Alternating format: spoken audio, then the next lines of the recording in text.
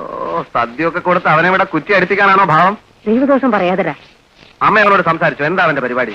നിന്നോട് പറഞ്ഞു എന്തെങ്കിലും ഒരു ജോലി ശരിയാക്കി കൊടുക്കാൻ പറഞ്ഞു. പിന്നെ ഞാനിവിടുത്തെ കളക്ടറല്ലേ പറഞ്ഞു പറഞ്ഞ ജോലി ശരിയാക്കി കൊടുക്കാൻ. അവനോട് നാട് പോകാൻ പറ. അവനോട് ആരാടാ ഉള്ളത്? അച്ഛനും അമ്മയും മരിച്ചതിന് ശേഷം ചേച്ചിയുടെ ഭർത്താവിന്റെ ഭരണം അവിടെ. ജോലി ഇല്ലാതെ നാട്ടിൽ പോകാൻ പറ്റില്ല അത്രേ. നീ അവനോട് സംസാരിച്ചോ? അമ്മയോട് പറഞ്ഞപ്പോ കേട്ടതാ. അന്യരോട് കൊഞ്ചാൻ പോയാലുണ്ടല്ലോ, എന്റെ സ്വഭാവം മഹാ ചീത്തയാ, പറഞ്ഞേക്കാം. നാട്ടിൽ പോകാൻ പറ്റില്ലെങ്കിൽ അവനോട് ലോഡ്ജ് എടുത്ത് താമസിക്കാൻ പറ. നിനക്ക് അങ്ങോട്ട് പറഞ്ഞൂടെ? എനിക്ക് പണ്ടവന്റെ അച്ഛനും അമ്മയൊക്കെ ഒരുപാട് സഹായിച്ചിട്ടുള്ളതാ. എങ്ങനെയാ മുഖത്തോക്കി പറയാ?